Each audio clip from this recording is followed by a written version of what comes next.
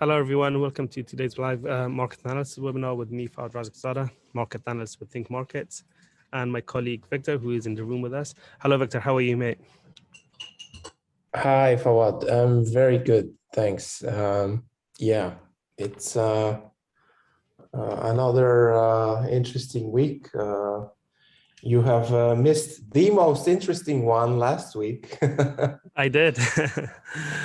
Yeah. So yeah, let's catch up quickly catch up on what happened and what we should be looking forward to. But before that, let's first invite our viewers to read this disclaimer. These webinars are for general information only and are not intended to provide trading or investment advice or personal recommendations. Any information relating to past performance or of an investment does not necessarily guarantee future performance. Think Markets shall not be responsible for any loss that you incur either directly or indirectly arising from any investment based on any information in this webinar. Please remember that spread betting and trading CFDs carry significant risks and may not be suitable for all investors. That's correct. So in case you're new to this webinar, it happens every Tuesday, 11:30 London time. We cover both technical analysis and fundamental analysis on major currencies, gold, and indices. We have a Q&A session at the end of the webinar. But if you do have any questions during the webinar, please don't hesitate to ask us. So let's get straight to it then, and we go to the live charts. And I suppose we could start with looking at bond yields, can't we? Because last week, as Victor mentioned, I wasn't here, but we had a couple of central banks, or at least a couple of central bank meetings in European Central Bank and the Bank of England. Both of them came across as being a lot more hawkish than expected. The Bank of England raised interest rates by 25 basis points, but that wasn't the surprise. The surprise was that there was 4 dissenters calling for 50 basis point hike rather than 25. So the news was came as a shock, really, for pound traders. Caused the pound to rally on the day, Yeah. and UK yields rose as a result, and they have kept going up since then. And similarly, if you look at European bonds, German yields haven't. Well, they have taken off, broke the 0% level, and they've gone to 0.25 or thereabouts. Yeah, they're at an astonishing level of 0.2%. Yes, at least it's in the positive side of the positive, I suppose. Yields are rising, which is basically the market is expecting the European Central Bank to start tightening its monetary policy in the months ahead, along with all the other central banks, because of rising inflationary pressures. We've seen, inflation in the Eurozone hit a record high, and similarly, we've seen US inflation climb to, what is it now, nearly 7%?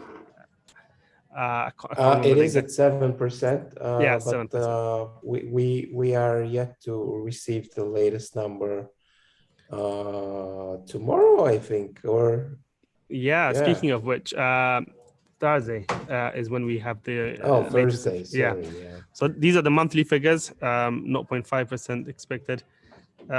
That's still gonna raise the yearly level if the monthly figures come in as expected. So we could see a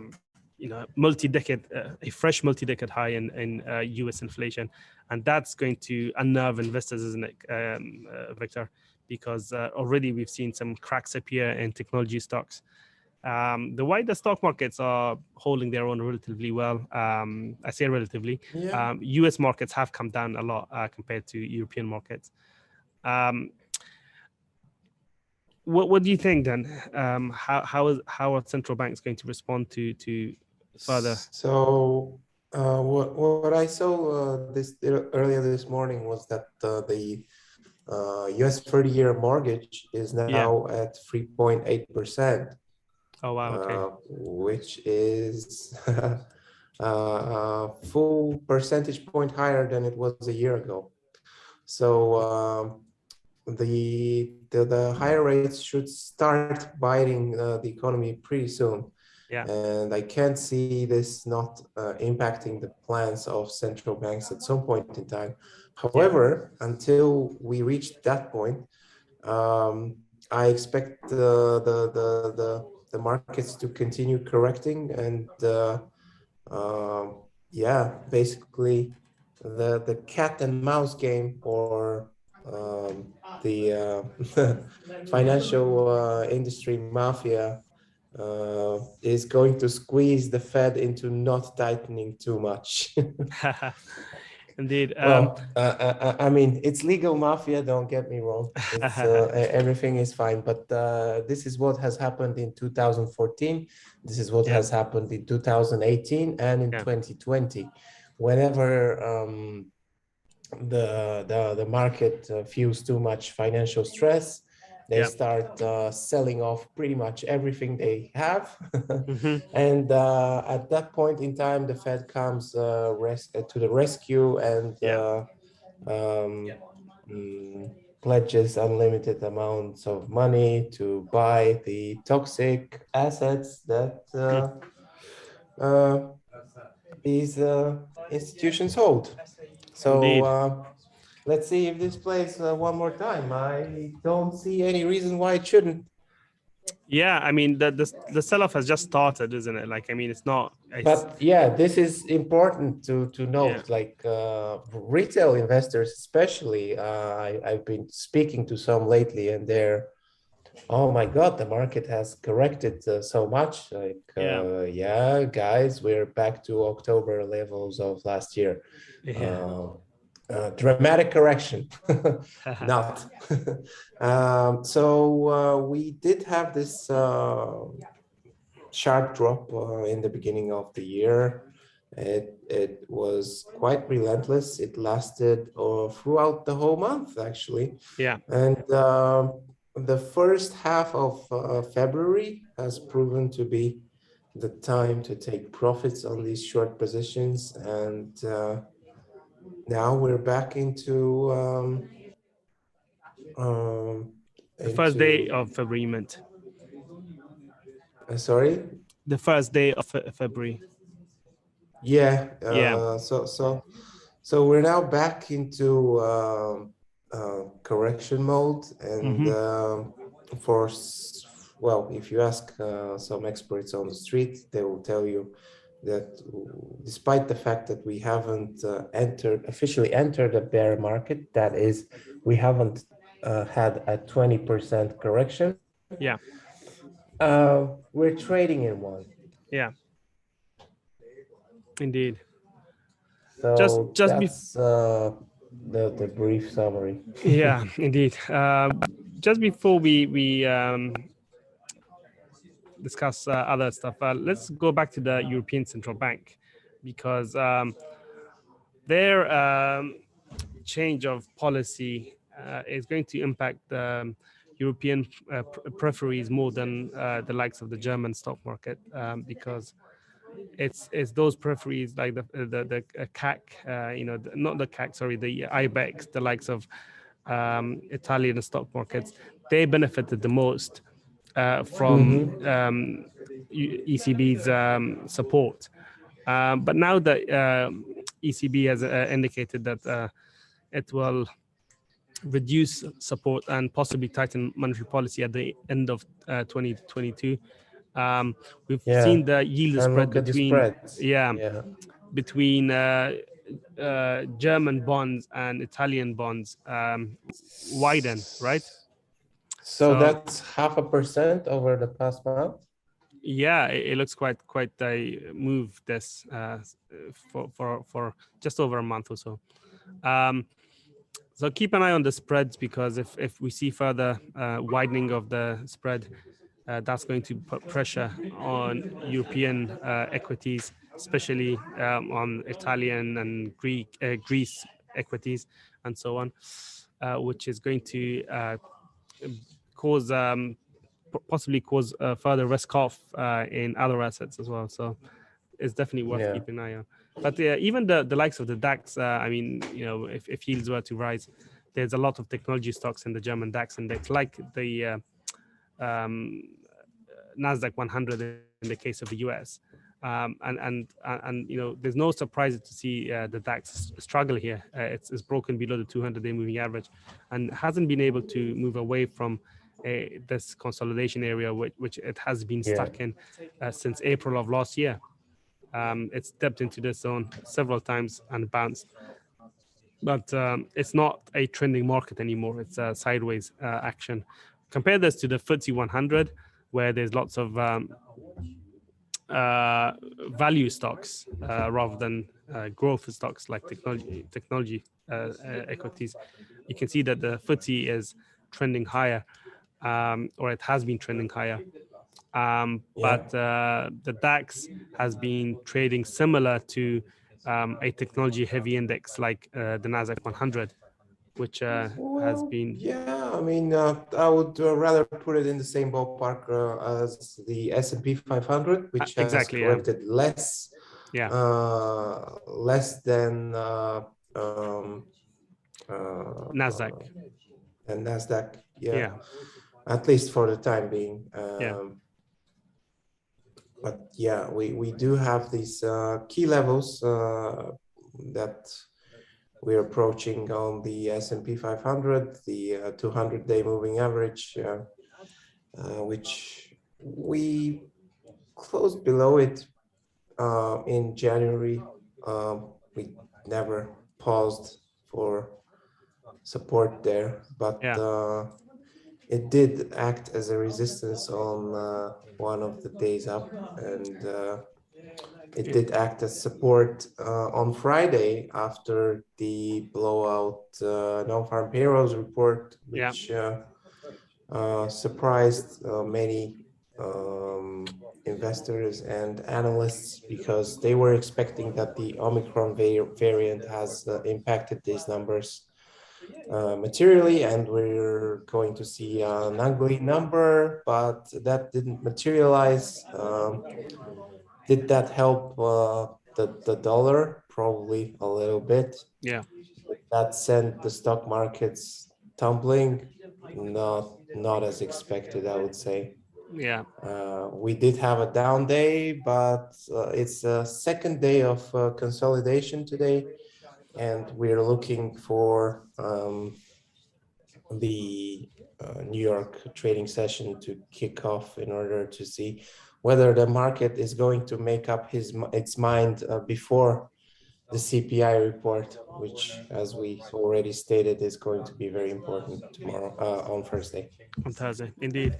From a technical point of view, we remain in kind of no man's land here. There was a inside bar formation on the S&P 500 on the first day of the week. This little doji candle you can see is contained within the previous days trading days ranges, i.e. Friday's ranges. Look for signs of traps to be formed on either side of the inside bar. So for example, if we break below the low of Monday's low, and if that level is reclaimed again after a brief break and a retest of the support area, then if that level gets reclaimed by the bulls, that could be a bullish sign. Whereas if we break resistance first, i.e. the upper end of yesterday's range, and we go back below, then that could be a trap for the bears. So it's going to be sideways action. So it's either way choppy here. Yeah, indeed. I mean, I'm trying to really, I'm trying to prepare people for how to trade it in either direction. For active two-way action. Active two-way action, exactly. But slightly longer term, what happens will depend on the direction of the breakout in the days ahead. So a break and a hold above this bearish trend line would be bullish. So that's one scenario. The bears will get a clearer picture if we break the 200-day moving average again. So a move below this area of support, the shaded region, and a close below would be bearish, which could then send us back towards the lower end of the previous range, and possibly over time. So where it is right now, I don't really have too strong a view on the market. On the one hand, I think, rising yields mean that we should be going lower, especially for overvalued technology stocks. On the other hand, there's a growth story as Then well. again, we've had rising yield over the past year, right? Absolutely, yeah. So so that there's that It's as well, not which necessarily is, enough. yeah. So it's a trading market. It's not a one-way directional market, which means that if you trade the S&P or indeed any other indices, trade from one level to the next and move on to the next opportunity. And yeah, don't try to preempt any moves and stay in the trade longer than you should. Right. Well, I couldn't agree more. It's a very, like, whenever you have a correction, it's a very sharp one, as we have seen Yeah. over the first days of the last days of January. So yeah, we did have a 50% rally after, sorry, a 50% pullback after the correction that has occurred. Yeah. But let's get more constructive. Shall we have a look at the currency markets before we move on to other indices, or shall Sure. we just wrap let's up with the indices first? Yeah, I mean, let's while we're at it, let's look at a few other indices. We did talk about the German DAX. Let's go back to the Yeah, the Nasdaq. German DAX is pretty stuck in a range. So Yeah. yeah. So what I mean The by inside, Nasdaq, on the other hand, yeah, is probably the most obvious one on the short side. absolutely, yeah. The German DAX, there was an inside bar formation on the daily chart. We broke above the high of yesterday's range. There was no buyers there to hold a breakout, and we've since drifted back inside the ranges. So I think from here, I wouldn't be surprised if we go on to break below yesterday's low and retest this area of support. On the other hand, I think a lot of people are just waiting for US investors. So perhaps there's a possibility we may see a rebound once again from where we are at the moment. But the early signs are not great from a bullish point of view. The breakout should have held. We should not have gone back below the low of the previous day's range. And on the hourly chart, it looks something like this now.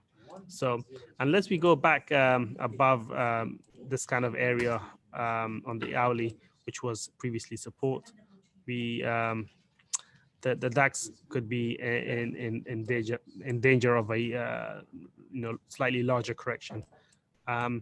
So if you're an active trader, maybe it's best to wait for the market to reclaim that level before looking for a long trade.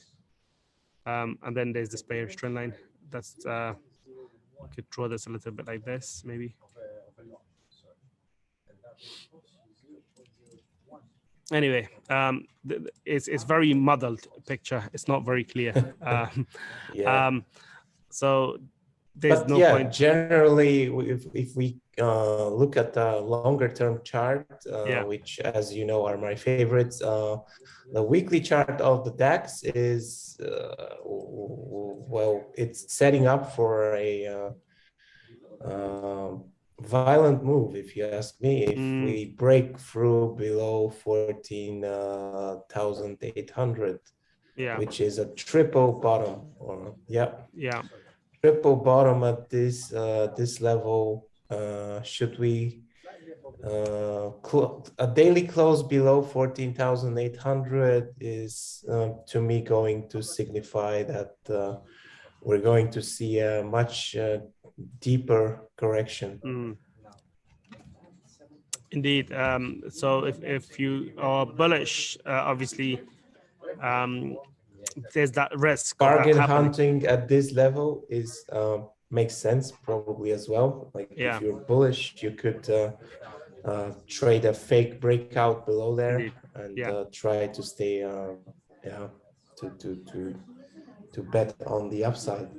Yeah, there are multiple ways of trading this. So one of the ways, as Victor mentioned, is see if we get a breakdown and then a quick rejection, and then at that point you could go long, to take advantage of that potential scenario, or if you prefer to look at the daily picture. I reckon if today's candle turns back to green from being red right now, I think that would be a very positive sign on the daily chart. But if you want, that's a big if. If you want a proper confirmation, then perhaps a break back above Friday's high would be a bullish development, because that was a thrust candle that led to the break of so many short-term support levels. So therefore, if that level gets reclaimed at 15,500, then I think at that point the bears would throw the towel in, and that could then trigger a short squeeze rally. Yeah. A move above that level would obviously clear this trend line as well that is in place on the daily chart, depending how fast it gets there. Anyway, enough of the DAX. Let's look at some currency markets then, shall we? And any interesting currency pairs that you're monitoring right now, Victor? For me, the dollar CAD. Okay, all right. That must be very dependent on oil prices. Indeed, I think oil price. Let's just talk about oil price as well, and then we'll come back to the currency markets, because we've seen a bit of a reversal in oil price. Not a major reversal, but we're seeing a serious pullback, over 2% lower at some point in time today. That's primarily due to some comments from Russian President Putin that signaled after his 5-hour conversation with French President Emmanuel Macron yesterday, that for the time being, Russia does not intend to escalate further. Right. So that really provided some relief for oil prices, and a much needed one as well, across the globe. I just had some friends send me pictures of gas prices in the US yesterday, and it doesn't look pretty.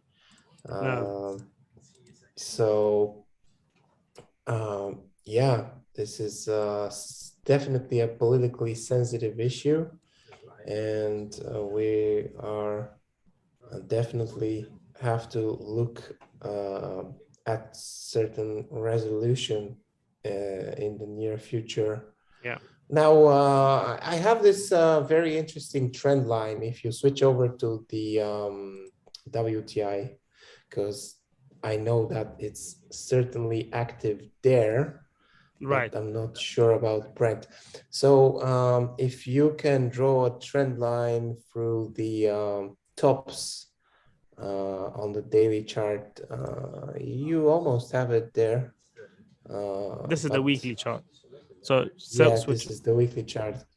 So if you draw a trend line through the the March high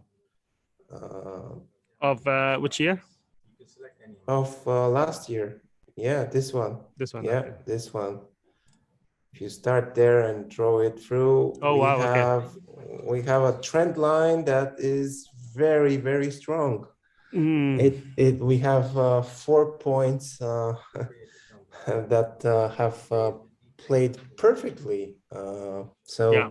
It's sometimes I'm amazed at how the market honors these trend lines. We have higher highs and higher lows so far, and this is something that we should be watching at. We should be watching, because the technical levels have, and obviously the scale of this rally from December from the beginning of December until the beginning of February, we have rallied 50%, is it? Yeah, 49% 49. from the low to the high. That's huge. Yeah, Yeah. it's not like I hear people being very bullish on oil after all these weeks. And I'm thinking, okay, maybe now is the time to start attempting to short oil. Right. But obviously, with all the geopolitical tensions, it's very, very difficult to Yeah. time it right. And it's overall, it remains a market that is for the experts, really. Yeah, it's Too fundamentally volatile. exactly. Crude oil is. I found that it's one of the most fundamentally driven markets out there. It's but when it moves, it moves really fast. So maybe when if you're lucky enough to catch the top, you could make a healthy return from it. But wait for the correct signs. Okay, so far we've got some warning signs for the bulls. For example, the relative strength index, the RSI, has created a higher high on the daily, which is a positive sign, I suppose, because normally what would happen if what normally happens is at overbought levels you get a lower high when the price makes a higher high. So this is showing continued strength, because there was a period of consolidation. So the RSI is at overbought levels, but it's not showing any bearish signals yet. Keep that in mind. But I'm sure if you look at the RSI on the weekly, you'll get a completely different picture. So it really depends on the time frame of your trends. You see that there's lower highs on the weekly.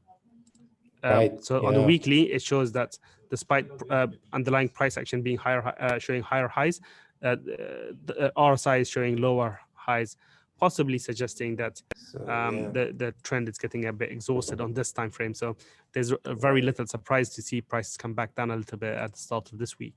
But going back to the daily, we need to see a clean reversal signal. Okay, so 90 is very important because it's a psychologically important level. We consolidated below 90 for several days here before breaking through it. This was the thrust candle that led to the breakout, right? This candle here from the 3rd of Feb. When was 3rd of Feb? I think this was on Thursday of last week. This was right after the U.S. Department of Defense came out with a rather bleak press conference accusing Russia of manufacturing a fake video to justify an invasion into the Ukraine. Right. So that's what broke the bear's back. we also had the OPEC Plus meeting on that day, if I'm not mistaken. The OPEC decided that was on the previous day, and it was the shortest. It was the shortest OPEC meeting in its history. It lasted only 11 or 16 minutes, something like that. Right. It delivered no surprises. We thought we were going to mark a new low because it was obviously priced in, and then came that press conference that reversed all bets on lower oil prices and sent prices through the roof. I see. So that was that then. Now in terms of what crude oil price action means on the currency markets. So I think we need to see that breakdown. Okay, so if we go below Wednesday's low again, or sorry, Thursday's low, I think that would be a key reversal sign because this was the thrust candle that led to the breakout above 90. So if you're trading WTI, Canadian dollar or other commodity-linked currencies, keep an eye on oil prices. So far, we are not seeing any major reversal signs, but it could happen in the not too distant future.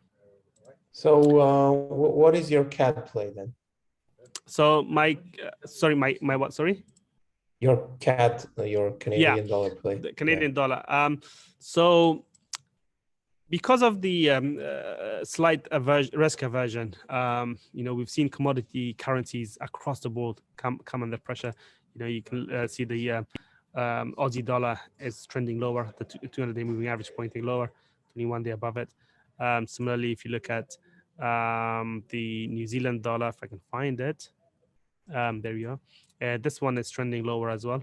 So the US dollar is still strong against some of these commodity dollars. And I think the Canadian dollar could be the next domino to fall, because several things have happened. Okay, so if you look at the daily chart, we have moved above the 200-day moving average, which in itself is a bullish sign. Previously, the 200-day moving average was pointing lower, and then it flatlined, and now it's starting to rise. So price action has now moved above it, which is a further bullish scenario. The 21-day exponential moving average is also above the 200-day moving average, in another bullish development, because these moving averages are obviously one of the most objective ways of telling you what the trend is. So I'm not drawing anything on the charts. These are drawn automatically by the charting application. So so if you ignore price action and everything else, the moving averages alone, they tell you that the direction of the trend is no longer bearish, right? And this comes despite rising oil prices, which is something very interesting. Now, in terms of price action, this is where we opened the new year. Okay, prices, Canadian dollar opened the year here. It went up for a few days, and then we went below the low of the opening price for the year. At that point, the dollar CAD was looking quite bearish. Price found support at the convergence of the 200-day moving average with the psychologically important 125 handle. And from there, hasn't looked back since. So since then, we have gone back above the opening level for the year. If you think of all of this deviation below the opening level, think of this as a wick of the yearly candle. So now we are creating the body of the candle for the year. Yeah. So for as long as we hold above this level, I would say that the path of least resistance is to the upside. And I think if we break this level, 128.13, which was this high, this was the last high prior to the move down. So if we break that high, I think that would clear the way for a move towards the 130s, possibly higher over time. So this is the level to watch, 128.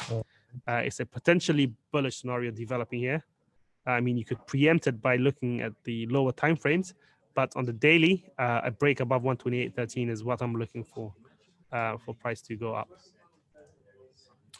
Meanwhile, look at the higher lows that have been formed. This was the low in June. We formed a major low here in October, another one in January.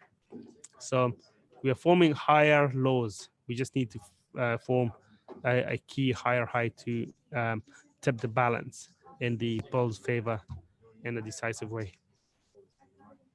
Right.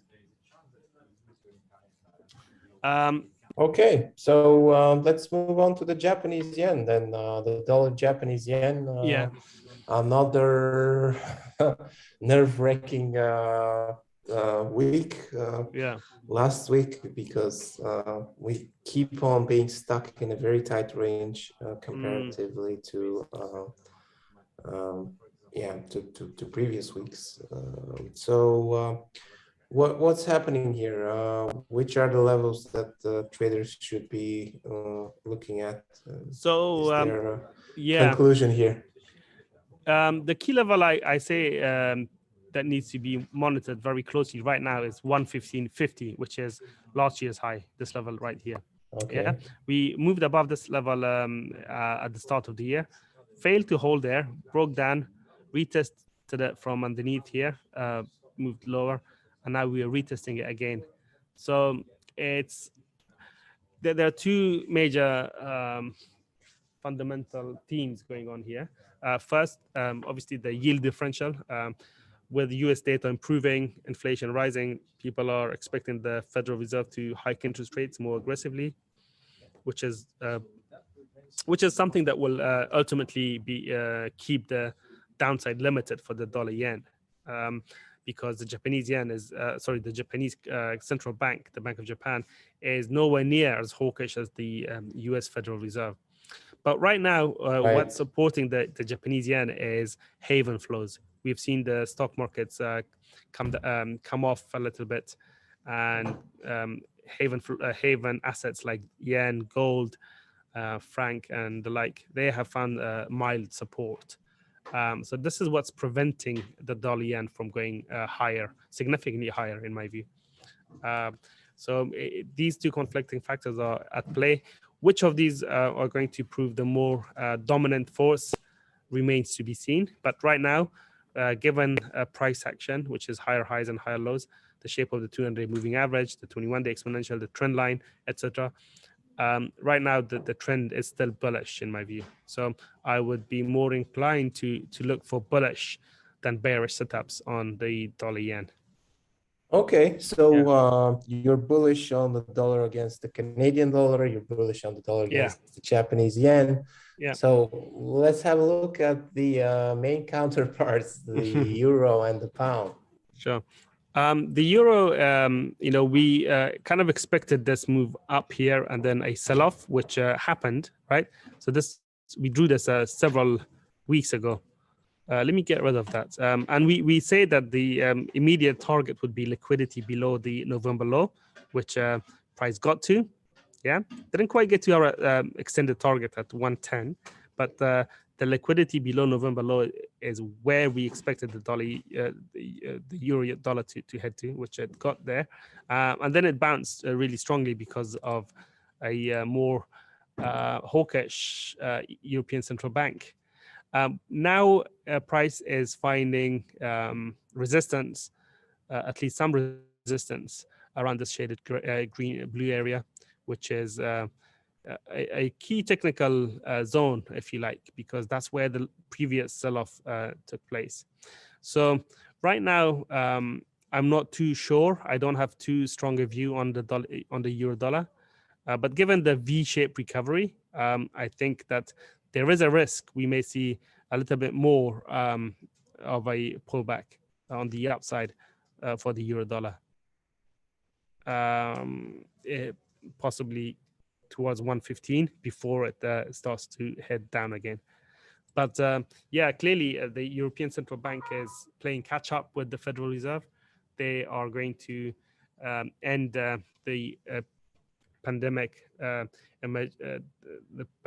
do you call it? The PEPP program in March. Yeah. And then the APP program. Purchase program. Yeah. Previously, analysts were expecting the APP to be expanded to provide a buffer, because withdrawing support abruptly tends to disturb the financial markets. But now investors, analysts are no longer so sure about that. So we'll have to see in March what the ECB will do. And that's going to impact the euro dollar greatly in terms of its decision on its QE programs. So March is setting up to be the month to watch, right? We have the ECB expected to provide more details about its future rate path. That's basically the signal that triggered this rally last week. And now that we have priced in that there will be a move, there's going to be probably a period of consolidation before we hear what is actually the plan from the ECB. Mm-hmm. And if the market gets what is it currently? It's currently pricing 5 rate hikes, but 10 basis points each. Isn't that the case? Something like that? I'm not too sure, to be honest. I think. I feel this is the way that the market has priced in ECB's rate path until the end of 2022. Right. 10 basis points rate hikes. Yeah. Yeah. Unorthodox. We're in unorthodox territory here. Indeed. So basically, it's still the advantage is to on the side of the Fed, if Yeah. it delivers 25 basis point hikes, and let's not forget that the CPI the number on first day. Yeah. Some people say that could justify a 50 basis point rate Wow. hike in March, Wow. which is something that currently the market gives a 30% chance for this to happen, actually. Okay. So that's the outside chance. I mean, even if the ECB were to tighten its belt towards the end of the year, I reckon the fact that the U.S. Federal Reserve is more aggressive in tightening its policy, that should be a reason why the euro dollar will fail to rise materially from these levels. But then there's something else that counter that, which is this. We have seen vaccination programs across the Eurozone, across Europe, I should say, pick up really rapidly over the past several months. People have started to travel more. And I think in the summer, there will be lots of pent-up demand for holidays in Europe. And so I think, and another thing, European equities appear relatively inexpensive compared to Wall Street. And so therefore, I think there will be some flows into European equities from Wall Street. That in itself should provide some support for the euro. So all of that is coming to, is likely to happen from around June, July time. And that should keep keep the euro supported compared to the dollar. So that's something that I reckon it's going to put a floor under the euro dollar exchange rate, even if the Fed is more hawkish out of the two central banks. Um, so that said, I think we will see only moderate further weakness for the euro dollar from where we are right now, and that the risks are skewed to the upside. So we could possibly see more gains in the longer term than selling pressure. All right. Yeah. Um, shall we quickly have a look at gold? Sorry. Yeah, we haven't looked at gold, have we? Yeah, gold is really indecisive. It continues to struggle. Um, each time it gets to 1830 area, or now 1825, this zone here. Equally, the downside has been limited to around the 200-day moving average support, around 1800 or thereabouts. So it's a sideways market right now because of conflicting macro factors. On the one hand, you have inflationary pressures rising across the world, which is something that should be supporting gold more meaningfully than it has done so, because people see gold as the ultimate hedge, or as the ultimate hedging tool against inflation. Because when prices rise, the value of fiat currencies, they tend to fall. Your £100 is no longer the same as this has the same value it had last year, and same for your euros, the dollars, whatever. Whereas gold is an asset where investors expect it to hold its true value over time and during inflationary periods. So for that reason, gold hasn't fallen. That really didn't happen, though. It No, hasn't. no, and I there's a reason mean, for this. Yeah, go ahead. What is Yeah, it? the reason for the reason why gold hasn't been able to shine more brightly is because of yields. They have been rising, right? Bond yields. Um, so gold doesn't pay interest, nor does it pay dividends like stocks do. So investors are kind of torn between holding gold or holding bonds. Right now, yields on bonds Holding stocks. and the stocks as well, yeah. But just comparing bonds, government bonds with gold, bond yields have been rising, so they are providing more return to investors than gold is from a yield seeking point of view. And the fact that gold hasn't been able to break out from its consolidation range is something that has hurt speculative interest in gold as well. So normally when prices are rising rapidly, that's when you see speculators come on board, further putting upward pressure on prices. But we haven't seen that yet. And so there's so many reasons why gold has been doing what it has been doing.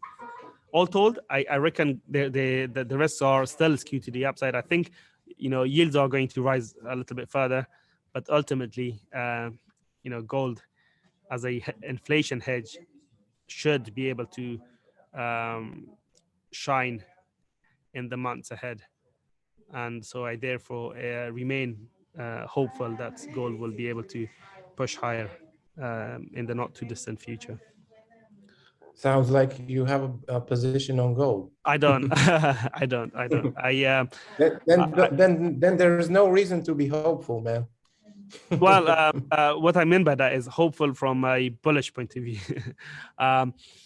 Yeah, Right. I don't. I actually own some silver, so maybe that's why I said hope gold rises. But yeah, no, I don't hold any positions in gold. It's just your inside gold bug that is speaking, right? I think that's it. Yeah, you nailed it on the head.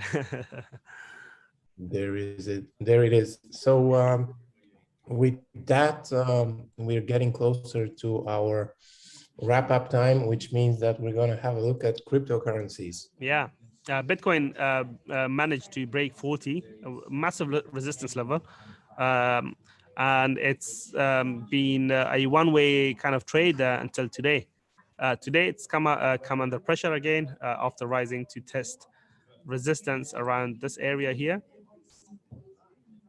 at around 45,500, previous support.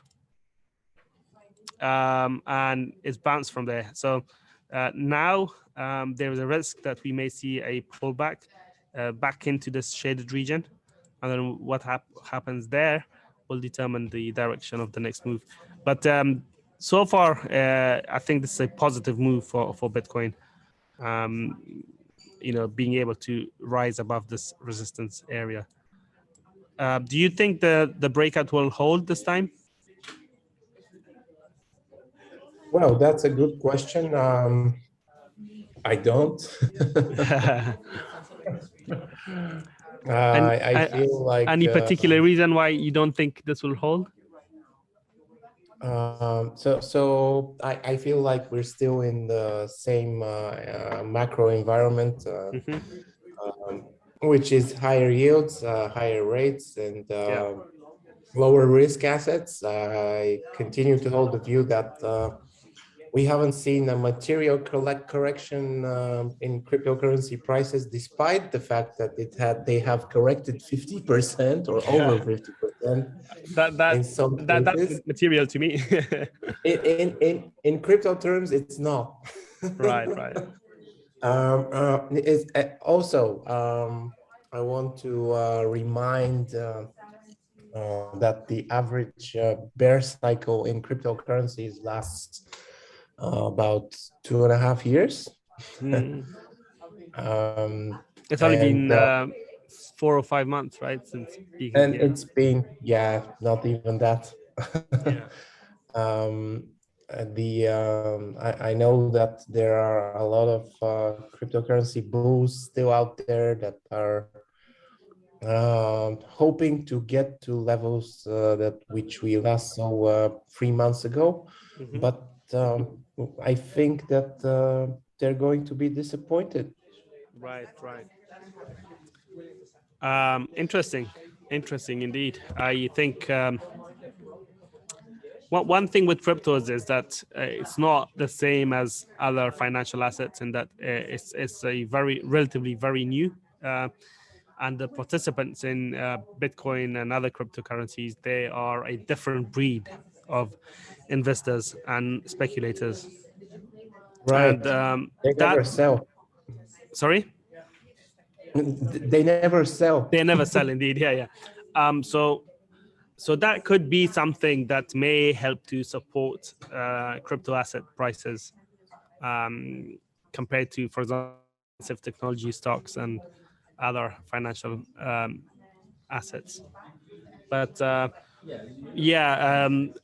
we only see that technical levels and price action, and judging by how Bitcoin has been able to rally, this is impressive thing. An impressive rally. I think that it's a change of direction, certainly in the short term. Not too sure about the longer term outlook, but in the short term, I think despite today's reversal, I think the path of least resistance is now back to the upside. So I think you and I have two different views on Bitcoin here. Any other cryptocurrencies catching your attention today before we Well, I've been watching the broad sector, and I don't think that there are many divergent cryptocurrencies. Yeah, there's obviously Ether, which is mimicking more or less the same thing that happens to Bitcoin. Right. And I would say that Solana is the same, and probably that's the one I'm interested in personally. But yeah, other than that, I feel like Bitcoin is still dictating the move, and I was about to invest in a couple of cryptocurrencies at the end of last year, and I thought. And I told a friend, okay, when Bitcoin goes to 20,000, I can invest in those. So, yeah. How many Bitcoins, if it gets are you able to buy? I'm Sorry? joking. I asked how many Bitcoins will you be able to buy at $20,000 per Bitcoin? It's a rhetorical question. Yeah. I know you was gonna say about 100 or something, but yeah. Yeah, so that's the situation with cryptocurrencies. Not completely out of the woods, but some positive signs here and there. I can't see any questions from you guys for those of you who have joined, which means that you're all good. For those of you who are watching a recording of this, please consider joining us live next time. And you can do that by going to our website, thinkmarkets.com. If you go there, go to market analysis, live webinars, and from here you will see a list of upcoming webinars. You can register for the next one by clicking on the register button. You'll then get an email with all the details. I hope to see you guys at our next webinar next Tuesday. If you liked this analysis webinar, please make sure you like and share the webinar, because this will encourage us to produce more content like this. For those of you who are watching this live, thank you so much for joining us. Please come back next week, same time, and we look forward to seeing you there. Take care and have a wonderful week ahead. Take care. Thanks for joining us. Bye-bye.